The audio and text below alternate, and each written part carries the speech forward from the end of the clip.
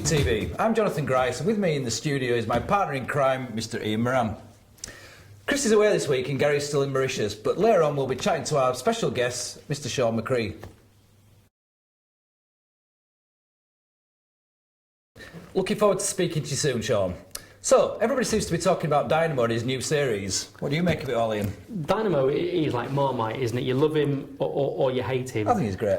Well, you know, I do as well. I mean, you know, a lot of magicians, you know, sort of criticise him because of the TV shows and whatnot. But I think anything, like they did with David Blaine, anything that gets people talking about magic in a positive way, I think he's great. You know, I mean, rarely does a gig go by now without, you know, at least a couple of people talking about Dynamo. And okay, they want you to, can you do this? Can you do this? And well, no, but I can show you this. You know. How do you handle it? You just simply say no. Yeah, no, I don't say no. I say, well, you know, we all do our own tricks. Dynamo does this. You know, I do this. You know, I mean, people say, oh, can you put the phone in the bottle? Well, no, but check out this a 50p, or you know, and do a coin in bottle. You know, there's ways around it without.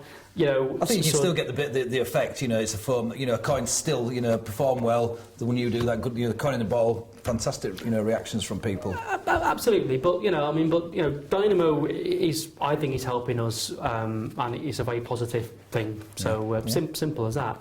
Well, I think it's time for our first review, which is actually John Carey's DVD 24/7. It's a 2 DVD set with RSVP. Let's take a look at the trailer. I did say I'd show you something impossible. Tracy, watch. That's an invisible card. Hold it for me. Don't move, and it all will be okay.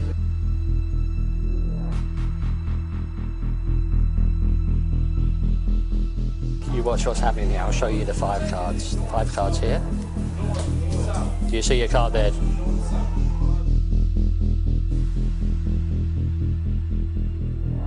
you see your card there? No.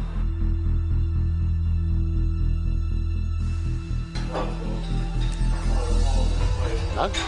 No? No? That's because it's here, Tracy, you see, and if I turn it face up towards me, it tells me it's a 7 of hearts, yeah? Maybe that's impossible. But if I toss that card down towards the pile on the table, watch as the impossible reveals itself. Let's spell impossible. That's I-M-P-O-S-S-I-B-L-E. There's one card. Is face down on the word impossible, and that, ladies and gentlemen, is truly is impossible.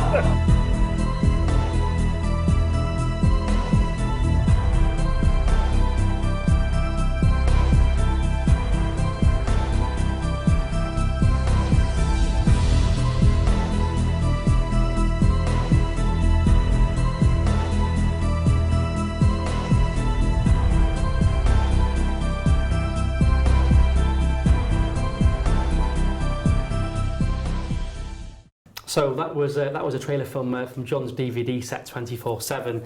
I actually really enjoyed these.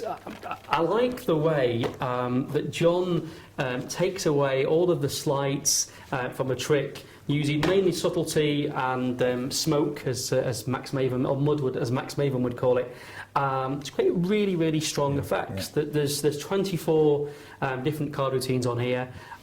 Most of them are with a shuffle deck in use. Most of them don't use gimmicks. Yeah, some really good stuff. I think from a beginner's point of view, I think these were one of the first DVDs that I actually bought, which wasn't that long ago.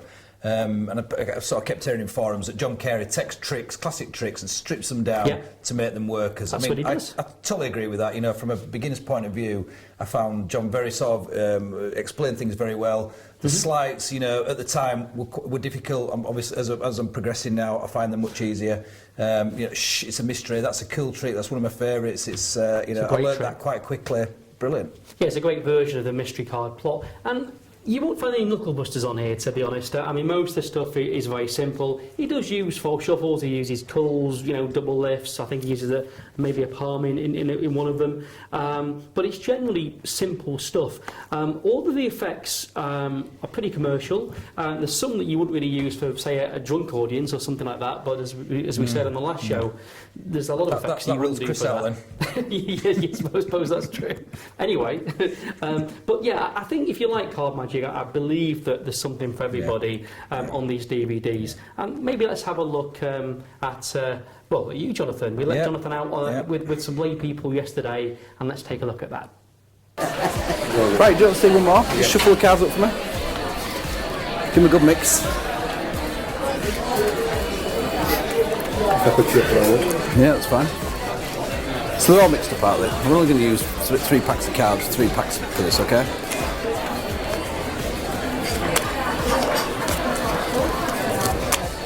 Okay, we don't need the rest of them, so just any one of those cards, packs, just pick one up, hold your hand like that, and pick a pack of it, rate the pack, okay? Look at the card, show the camera,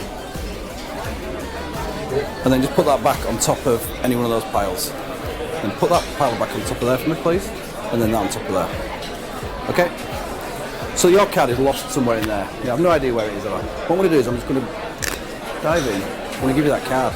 It's an invisible card. Don't let me see it, whatever you do, okay? What I'm going to do is I'm going to run the cards off. Just watch what happens here. Is it in that pack?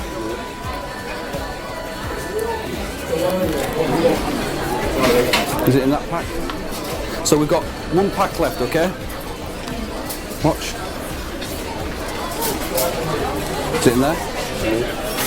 So your card disappeared. It's disappeared because it's there. And if I look at that card, it tells me it's the 7 of diamonds. Okay, watch this. When you throw it to the middle of the pack, it'll do something impossible. If I just spell impossible, I-M-P-O-S-S-I-B-L-E,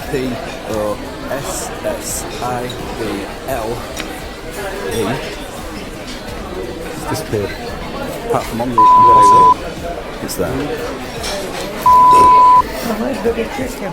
So nice one, Jonathan. That looked really good, actually. The audience seemed to like it. Yeah, great. Went in there. The thing about these DVDs and the tricks on it, I find, is that they're quite simple to pick up, which allows me as a beginner to concentrate on my performance. I think some of the things I've tried to do, I'm that sort of caught up in to try to work all the phases, remember the phases, that I forget on the performance and it becomes stilted. But absolutely brilliant. You saw the reactions, and this literally, I'd only had the DVD for that day, in fact. Yeah, absolutely. I mean, the great thing about these DVDs, and I should mention as well that I'm on the DVDs during the explanation segments, as is our special guest, You're not in every Shaun. DVD. Contrary to popular tell us when you're not in it, probably quicker. No, the people do joke about that on some forums. But the great thing about John's stuff as well is that if you're beginner or professional, there's material that you'll go out there and use with very little time. But there's some on there that at my stage, I couldn't perform. But that what makes the DVD more value for money. There's things you can do straight away, and there's things that when it's raining on a Sunday afternoon, you pick it up and try again. And I think if anything, it shows you as a beginner, it shows you progress. That 6 months ago I couldn't do it. Now it's it's a lot simpler, which is great for me. Absolutely, and we said that John simplifies stuff, but he simplifies lots of different effects. The effects are varied, aren't they? There's he does like an interchange routine. Oh yeah. And that's an effect that normally requires a lot of skill, a lot of practice. There's loads of harmony and stuff going on. And I think John's doesn't use any palms at all. I mean, it's a real stripped down version of the effect. I'll be very surprised if nobody gets nothing. If somebody doesn't get anything off the disc, I'd be very surprised. So would I. Yeah, worth every penny. Well, this might be redundant now after saying what we've said, but maybe we should sort of give it a vote. Yeah, I mean, for me, big thumbs up. The first DVD I ever got, brilliant. It'll be in my collection forever. Well done, John. Yeah, me too. Thumbs up. If you like these DVDs, and I'm sure you will, do check out John's other DVDs. He's got some ebooks as well available from his website. But well done, John. And whatmagic.co.uk, of course. And we can't forget the shameless plug. But thumbs up for me, absolutely. Thumbs up. Great. Right, well, I think it might be time to bring on our special guest. He has a couple of his own double DVDs, Mix and Mingle and Stand and Deliver. It's Mr. Shaun McCree.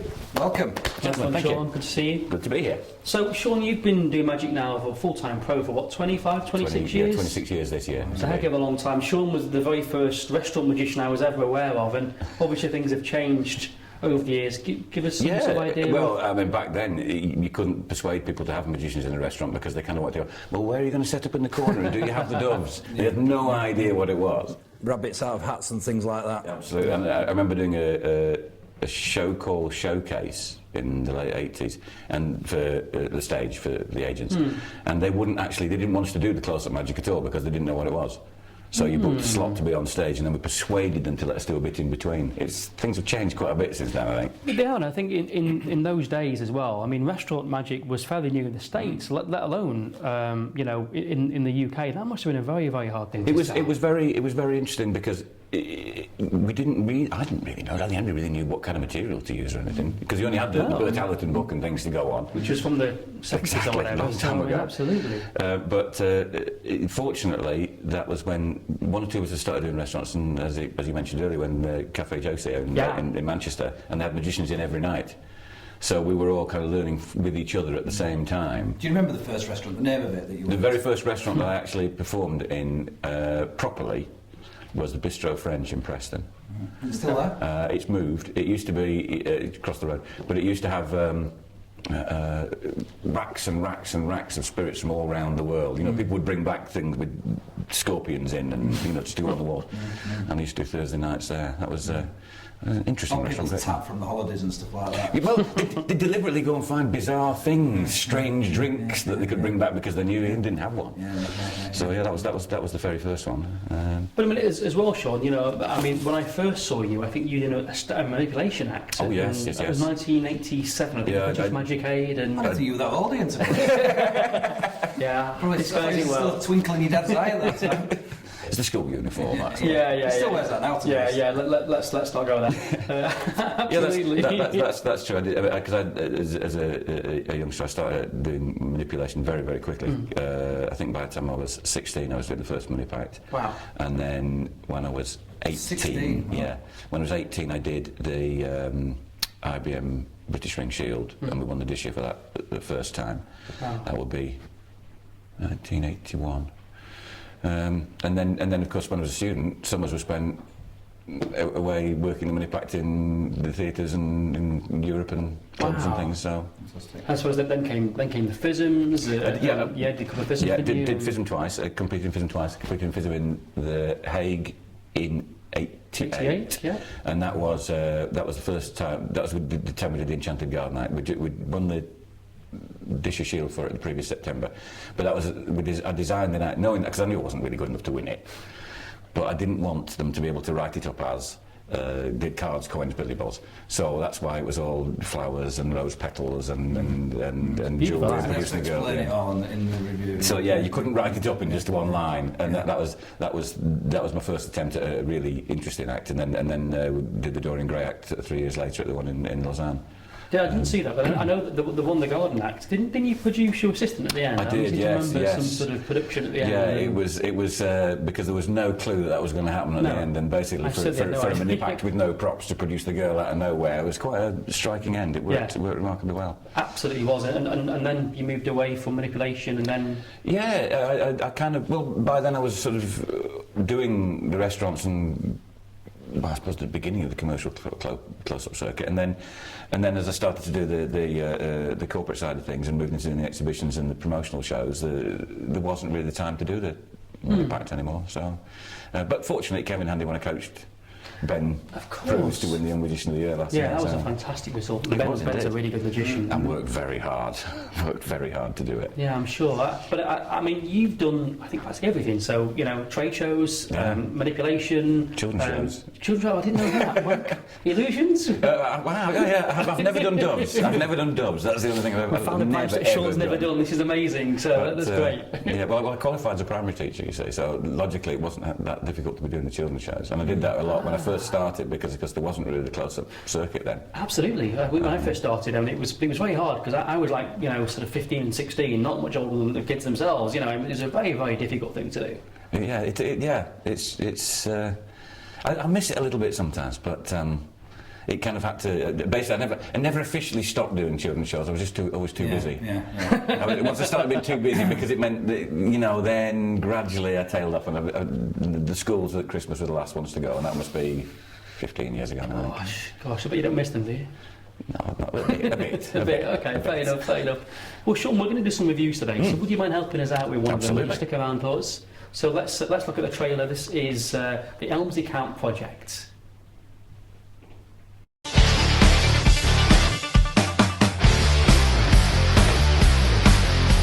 This is not a quick throwaway blast through a move. It's an entire arsenal on counting techniques. Liam Montier will teach you an absolutely bomb-proof Elmsley count. Then there's 7 incredible variations and a heap of other counts. And once you have that nailed, you can move on to an entire disc of killer material, including tricks from the likes of John Bannon, David Solomon, Peter Kane and George McBride. Disc 1 will take you through every aspect of this incredible sleight. You're going to learn how to make your Elmsley count completely invisible. You're going to learn how to take sticky, old, warped, damaged cards that somebody might just hand you, and still make your Elmsley count look perfect. You're going to learn how to take 2 or 3 cards, count them and make them look like 4. How to take a packet of 5, 6 or 7 cards and how to make that look like 4. You'll also learn how to hide card faces, card backs, anything, any combination that you need, we're going to show you how to do it. And that's just the start. Then we're going to teach you some powerful variations like the underground Elmsley, the vertical Elmsley and the split Elmsley, and also the OPEC count and the snap count. On top of that, we'll also teach you how to do the Seaver count, the Spirit count and the Jordan count, and John Bannon's absolutely awesome Discrepancy City display and Bullet Party display. Oh, and we're going to teach you how to do multiple lifts from small packets too. The Elmsley Count Project. The ultimate course for false count magic. Get it.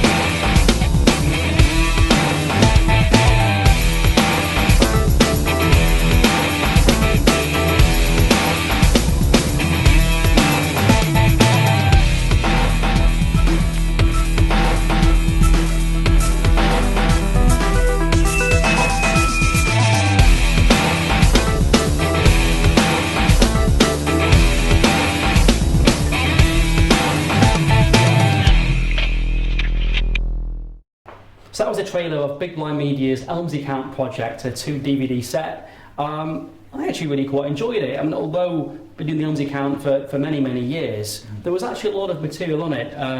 It was a 2-disc set. 1 disc was the Elmsley Count, the basic technique, and of course all its variations. And on the 2nd disc, some really, really good tricks actually. I mean, I know, Shaun, you do your Elmsley Count from a different grip. So maybe you're not the person to actually ask about the standard version. All the same, it's such an incredibly powerful tool. Yeah. It's something everybody really should be learning, and it's a great way to learn it. Yeah. Absolutely, and I think that there was, when I first joined Magic Societies, people would say, you could tell people doing Elmsley Count at the back of the room because they'd move their kind of, their elbows out like this. The pinch grip. And obviously that's changed and that's been improved upon in recent years. Now, from a beginner's point of view, Jonathan, Brilliant. I mean, you enjoyed it? I mean, I saw, the basic handling of it, I got that. Obviously, it's one of those moves that, you're probably learning to improve forever. And getting it slicker, but brilliant. Some of the ones are a bit too hard for me at the moment, but I've worked towards that. Yeah, it's a DVD you'll have forever, and you'll keep referring to it. I would say. Yeah, I mean, there's some of the applications that are more difficult. I mean, John Bannon's Bullet Party display, which is particularly great, particularly useful. Bannon's got lots of great work on that. That's a bit fiddly. Some of the closer relation to the Elmsley Count, so like the underground Elmsley, and the Spirit Count. The Spirit Count, yeah, and I think Marlowe's OPEC Count as Jordan, well. Of course. What's that? Jordan Count. Jordan Count, of course, Jordan Count, absolutely. And Liam is a very, very good teacher. Brilliant. Very easy to understand. He explains it very, very thoroughly. For beginners or seasoned professionals like Shaun himself. I think everybody's going to get something out of it. Very well filmed. I mean, I certainly did, and and I've done my fair share of Elmsley Counts as well. Just wanted Counting to along over the years. Just wanted to, absolutely. So let's have a look at Chris Congreave performing one of the effects in the real world. Okay, so I've got 4 cards here. I'm not going to show you what they are, but we're going to come back to them in a second. I'll just leave them here for a minute. And what I want you to do for me, could you just take one of those cards out for me, please, mate? Right, have a look. I don't want to see it this time. I'll show everybody else.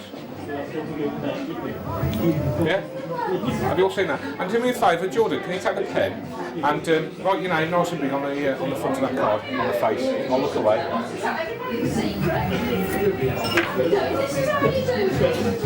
Okay, have you done that? Yeah. Brilliant. Excellent. Thank you very much. So, very important that you remember your card, okay, mate? We're going to come back to your card in a few minutes. Now, you're probably wondering about these cards over here, right? What these are with the jacks, okay? I don't know if you can see that below the table there, but the 4 jacks, right? And I'm going to use the box for this as well. And basically, what I want you to do for me then is, oh, sorry, it's a bit awkward actually with the table, but basically the jacks here. I'm going to put the jack of clubs just like this, okay? And the other black jack, jack of spades, is going to go inside the box as well. So just push those all the way in there for me, mate. Okay. That's pretty fair, right? The 2 red jacks here, watch this. Did you see that then? Well, they changed places with the red jacks. So inside here, we've just got the 2, oh that's interesting, 3 cards. We've got the jack of diamonds, the jack of hearts, and a card in between, which is obviously your card. Thank you.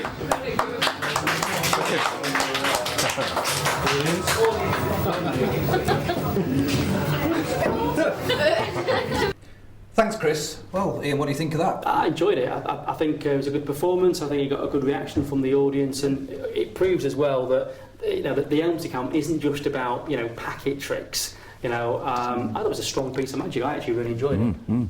I know that we noticed, didn't we, that Chris had changed it around a little bit. I think he added a palm on there, which isn't in the one on the DVD. Personal taste. Personal taste. The one on the DVD is much simpler, but I think just as strong, really. I think the audience reactions, I think they acted well, but they didn't know what they were reacting to. I think, obviously, the actual trick he did included the Elmsley count. Yeah. And obviously it went through, it flew by seamless, they didn't see a thing. Absolutely. Utility tool. Yeah, as you said, Shaun, it's a rule, you've got to learn it. Oh yeah. You are missing a big chunk. Yeah. If you haven't ever mastered it, then you are missing. You've got a big hole in your toolbox. I mean, loads of creators, obviously like Alex Elmsley, and particularly sort of Phil Goldstein, certainly has got lots and lots of really, really good tricks. And that trick you were talking about earlier, Shaun, with Emerson West, the whole card. Yeah, or pointer. And the pointer. It's my absolute favourite one, even to this day. The Phil Goldstein pointer with the arrows on. It's really. It's still available. Is that still available? It's still available. I have no idea, to be honest with you. It's fully published. It's a great effect. Next time. So, shall we give it a vote? So, Shaun, what do you think? It's a move you have to learn, and it's a great way to learn it, so I'll give it a thumbs up. Yeah, me too. Liam is a great teacher, some great material, great applications. Thumbs up for me, for sure. Yeah, thumbs up for me as well. I think as a beginner, it was, I found it very easy to pick up. Obviously, the DVD's got some more complex things on there, but, I think I'll have that DVD for life, and I'll keep referring to it. I agree, it's a great reference tool, so well done, Thumbs Big up, Bang Media. definitely.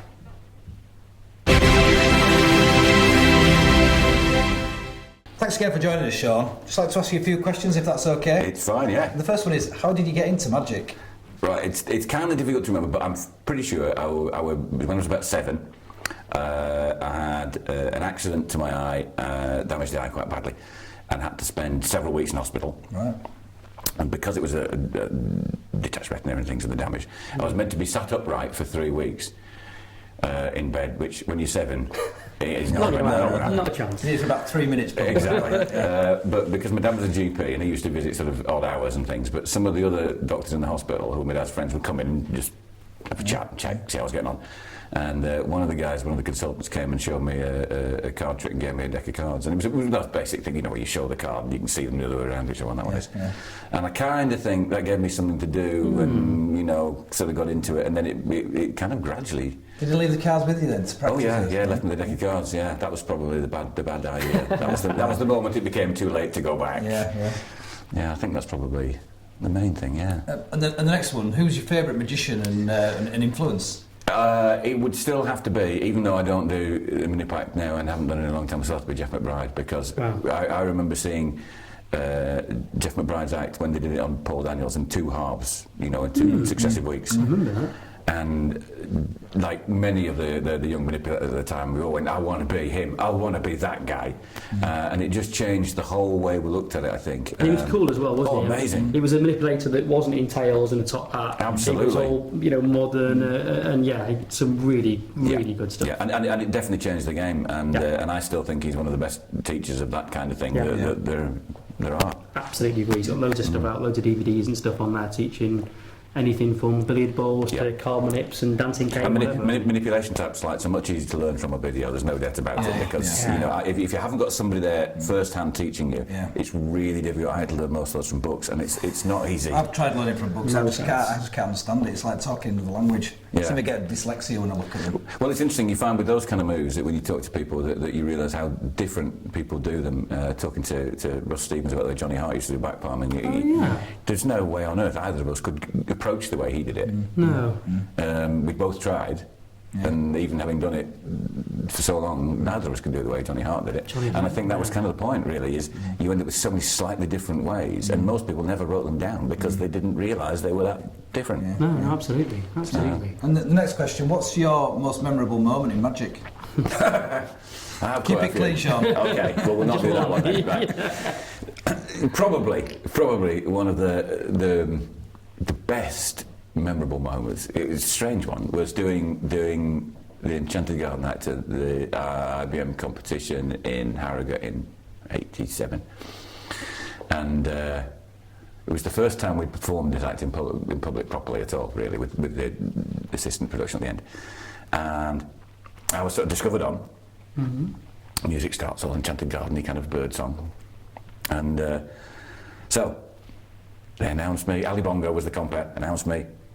And the music starts, the curtain raises about a foot off the stage, stops, holds, and goes back down again. They must have thought you were smaller than you actually were. Well, I'm not quite sure what they thought they were doing, but it was, so fine. So then, and the thing is that during the course of the week, the running gag had been, if anything went wrong when Ali was comparing a show, he was going to, the audience would make him sing. So he came back out, feverishly hoping he wasn't going to have to sing.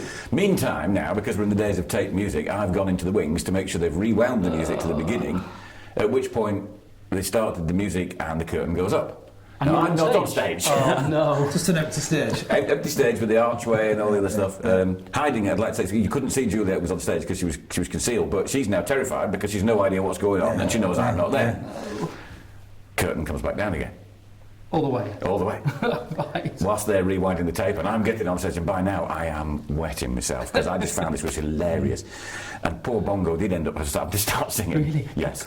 Fortunately, not for long, so he was saved. Is there any evidence of this anywhere? Yeah, I'm afraid there is. Where can people see that? You can see it on YouTube. It is there. What do they need to key in to get to see that? To be honest with you, I don't know. It's not hard to find. I don't think though. We'll have a look later. We'll find it. But I thought when I put it up, I thought, well, shall I cut all that bit off? And I thought, no, because the thing was, by that time, I didn't start the act very professionally. I was laughing, which for a supposedly romantic-y kind of not good. Not really what you're looking for. I got this huge whoop and cheer from the audience simply because the curtain had gone up. What a great way! Great way to start. Yeah, that was fantastic. That's probably one of the more memorable ones. Yeah. Oh, I love it. Brilliant. So, also, we're asking each guest to do a trick on the show. Would you like to show us a trick? Yeah, of course I will. That's as if by magic. Hey, surprise, deck of cards. So what's this called? This one is Imagination. This is on Mix and Mingle, and I think it was also published in Magic Menu. Magic Publishing. I should point out as well, and I'm not just saying this because Shaun is our guest here today, both of these DVD sets, Mix and Mingle and Stand and Deliver, are both absolutely brilliant. Really commercial, effective magic. Brilliant. I've watched this. Fantastic. There's definitely something for everybody on here. You'll have lots of fun with it. Yeah. And Stand and Deliver's got some larger stuff. It's got a really good chop cup routine. You've got a jumbo card routine on there, coins across on there. Well, I kind of moved slightly to that one because what I'm finding a lot more of now is with having moved slightly out of the trade show and the corporate field, I don't do that now. But because I have smaller audiences sometimes, so maybe I might have 3 or 4 tables, and you go back to them over and over again. Absolutely. And so I've kind of modular chunks is what I do now. So I have routines where you can use the start of one, middle of another, beginning of the other. But basically, you can go back to a table and do a whole different sort of set, and then you've got a unit. You've got a great thing on there as well, I really like, called The Fix, which I think is absolutely brilliant. It's a really unusual effect, which I won't spoil for you. And it uses the Elms account, although I'd say I tend to do it because I do it from a different group, which I do teach on the DVD. Yeah. But again, you could do it exactly as per the other one. I think we've got, for the first 5 people to purchase these, we've got signed by Shaun McCree. So there we go. It'll be worth something one day. So, okay. It's worth more if it's not signed. It's probably worth more when you did. You can hang them to the draw. Right, yes. Okay, let's go. We do the two then. Okay, Yeah, so basically I need you to imagine that you've chosen a card. So rather than to just get you to think of one, because that way nobody else out there knows Yep. which one you're thinking of, we'll cheat a bit. Yep. If I point the cards towards you and run the finger down the edge, just shout stop anytime you like. If it's an obvious one, an ace, or one you don't like, just let me know. No problem. Oh, I'm trying to run out of cards then. I'll try that again. Call stop. Okay. That one Stop. right? Yep. Lovely, we've got that in. Yep. Lovely. Now, I do know if you haven't touched the card, you might forget which one it is, and I'm sure you wouldn't, but I have an audio-visual technique to help you remember. I'd like you to imagine for a moment that was your card. Lovely. If you just hold it up and show the camera. That's actually like 6 5 of hearts now, because I haven't turned it around. No. Right, that was my fault. I should have turned away. We'll just do that one again. Let's do it for you, Ian. Let's do this. So, same again. Just say stop. Stop. How about that one? Good, perfect. Got it? Okay, got that one. Lovely.